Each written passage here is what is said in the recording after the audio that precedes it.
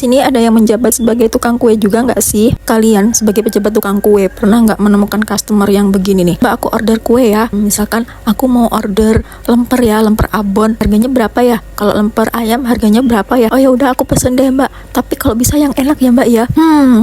Kadang aku tuh mikir, lah kita jualan itu kan pasti yang enak ya. Kalau nggak enak ngapain dijual? Enak nggak enak itu sebenarnya relatif, tergantung masing-masing orang ya nggak? Itu cuma sepenggal pengalaman aja sih. Ya sebenarnya kalau aku pribadi sih nggak marah ya, cuman ya aneh aja, orang udah tahu jualan makanan ya pasti enak, kalau nggak enak ngapain dijual gitu loh. Nah ini tuh ceritanya, aku lagi dapat orderan dan ini orderan perdana sebenarnya, request pastel dan lemper abon. Nah yang pesen ini ceritanya dia itu udah punya toko kue ya, mungkin karena dia kewalahan atau gimana, jadi minta tolong aku untuk membikinkan lemper dan pastel.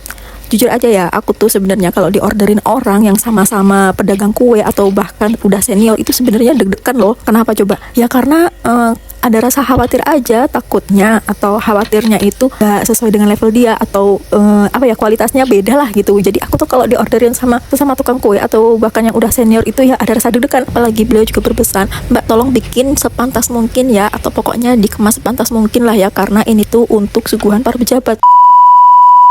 Di situ ya aku malah bukannya seneng ya, maksud aku tuh malah kayak minder, aduh nanti jadi khawatir, takut cocok nggak ya, enak nggak ya. Jadi belum memulai mengerjakan orderan itu kayak yang udah deg-degan, jadi udah nggak yakin gitu. Ada yang sama nggak seperti itu juga? Padahal ya sebenarnya sama aja sih, kalau kita bikinnya bukan bikinnya, kalau mereka emang lidahnya cocok sama bikinan kita ya enak-enak aja sebenarnya. Nggak tahu kenapa kalau ada customer siapapun itulah, kalau misalkan dia order kemudian udah ada warning atau ada embel-embel, Mbak jangan lupa yang enak ya Mbak jangan lupa yang begini ya Mbak, jangan lupa yang begitu, itu kesannya tuh kayak aduh aku udah merasa terbebani gitu. Nanti malah khawatir ya, ini kira-kira pantas nggak ya, ini nanti mereka puas nggak ya. Jadi ada rasa khawatir seperti itulah. Padahal kalau kita kerjainnya sebenarnya biasa aja, kayak kita ngerjain layaknya kita tiap hari bikin kue, cuman kita keder aja, ngerasa, bukan kita ya aku, jadi aku tuh kayak ngerasa keder aja gitu, nggak tahu kenapa ya. Nah kan jadi curhat deh ujung-ujungnya. Oke lah ya, kembali ke topik video ini ya. Jadi ini alhamdulillah aku tuh dapat kepercayaan, beliau order pastel karena minta yang spesial lah, jadi ini aku bikinin karipap atau pastel pusing lah ya bikin ya. Dan kebetulan ini aku juga dapat orderan barengan snack box, jadi ya alhamdulillah kita kerjakan aja bareng-bareng. Meskipun ada sedikit rasa khawatir, tapi aku tetap berusaha untuk percaya diri, dan alhamdulillah orderan pertama itu beres dan berhasil.